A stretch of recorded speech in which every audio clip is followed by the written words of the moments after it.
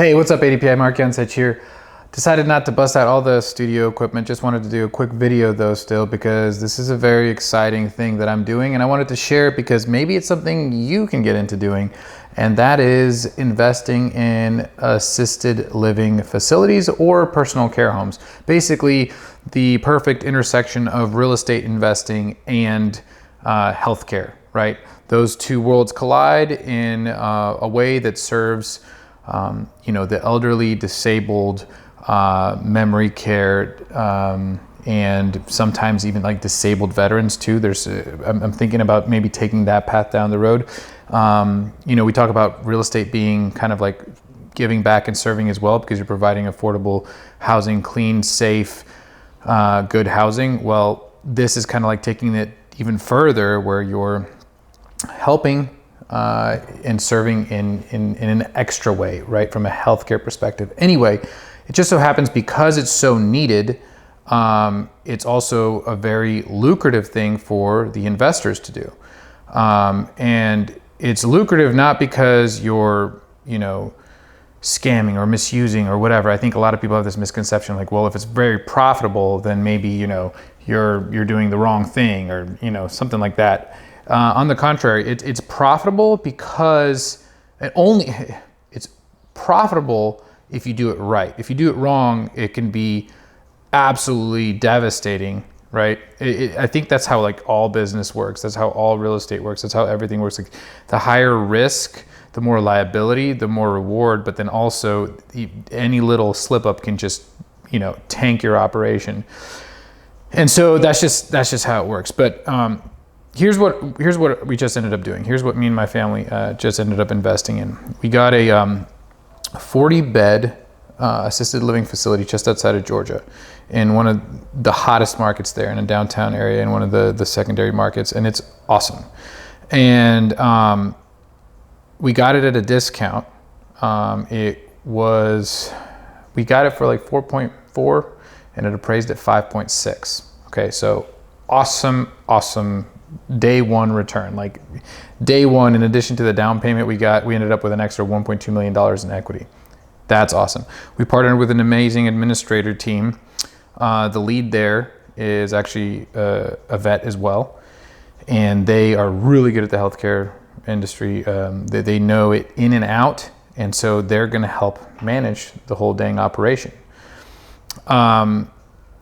Anyway, so the strategy here from a real estate perspective is what I really wanted to talk about, because this is not something I've ever done before, but it seems like the exact way I want to scale something. Like it is a interesting method to, instead of like buy, hold, wait, and then for the right moment to dispose of the property, right? You get to keep a part of it, and that is the management side. So what we did is we purchased this real estate, right? We purchased the whole kit and caboodle. We bought the company, basically the management running the business itself that's doing the care operation on the property, and we bought the property. And we're splitting it into two pieces. We're splitting it into management and real estate. And then we're going to increase the level of the operation way high, because we got it let's just say there was a lot of room for this business to create more revenue, right? It was very, very, very poorly run. I'm not going to talk bad about it, but there's a lot of room to grow. So anyway, we're going to increase the operations a lot, but it's going to be a value for value exchange. Like, we're going to make this place so much better, right? And in terms of like how cared for the tenants are going to be, right? A lot of elderly and people with dementia that need memory care help. So anyway, what we're going to do then is we're going to sign a triple net lease with the real estate company. So again, we split it into two pieces, and then we're going to sell the real estate for more than we bought the whole thing together for. I'm not going to get into the details too much, but there's different ways of evaluating businesses. And there's different ways of, well, real estate is valued, right? Residential real estate is just valued based off of what will people pay for it. And then you compare what people paid for similar properties. It's called comparables, boom, done, right? Essentially, that's kind of the value. But even then, whatever you pay for it is what it's worth, right? With commercial real estate, it's a little different. It's similar in the fact that, you can still pay whatever you want. But the thing that people look at is what's called a capitalization rate, and it's really just a multiple of that you use based off of the net operating income. So however much income this property makes outside of the debt service, paying the loan off, you use this capitalization rate, which multiplies it essentially. You divide by a ratio, which basically by a percentage, so it basically multiplies it and it turns into a bigger number. That's the value that you can sell it for. It sounds complicated, but it's pretty simple. And we go through the nitty gritty side of figuring all that stuff out in our Multifamily Academy. And this is, I can't recommend the Multifamily Academy enough. Can't recommend either of our programs enough, but just wanted to make sure I kind of gave a little pitch there. But anyway, so essentially I bought it using a capitalization rate, right? How much money it made, used a cap rate to multiply to figure out how much I wanted to pay for it. But now I'm going to split the operations and I'm going to have the management company pay to the real estate company because they're leasing it out. And then it's going to be basically the same thing. I'm just going to apply a capitalization rate and sell it for that. But because we increase the operations and because that lease is going to be pretty profitable for the real estate company or for the real estate, the property, right? We'll be able to sell it at a pretty awesome profit. And then here's the kicker. Think about this. We still get to keep the management company. So the management company is what we retain and we sell it to like a health REIT or some investor that wants to be really passive, because the way we're going to lease it, it's going to be a triple net lease, which means that in addition to basically the tenant has to pay for 3 additional things: maintenance, maintenance, insurance, and taxes. Had a brain fart there.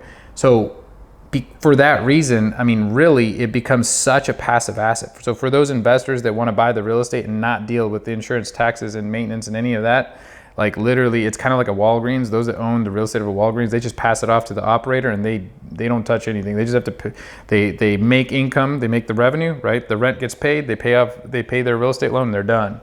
There's probably a little bit more to it, but that's the point. Okay.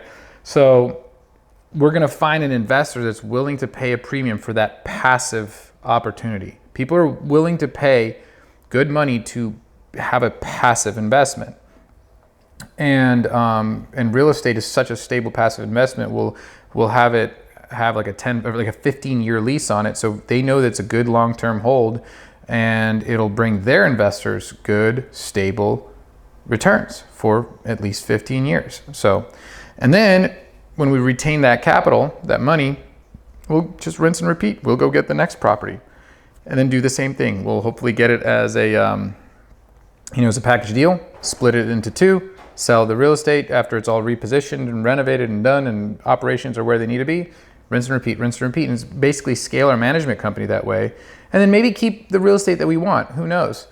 We might do this also we might find perfect real estate that doesn't have a care operation running in it and buy it and then turn it into a care operation instead of a regular multifamily operation where it's just, regular residential tenants living in there. So I don't know. The sky's the limit, it seems like. But I just wanted to make a quick video because it was top of mind.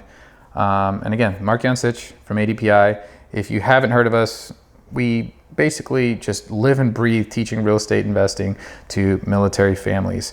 And because we really believe that the military can and should take advantage of this amazing country in more ways than the typical citizen, right? Like you can use your VA loan benefits. You can use other benefits. You can use the opportunity that you're PCSing every single few years to acquire more and more real estate, to experience more real estate markets than most people in America get to do. And for that reason, and because we're serving our country, you should take advantage of that. And take advantage of the best investment in America, which is American real estate. So check our website out, activedutypassiveincome.com. Mark Jancic is out. Thank you so much. Bye.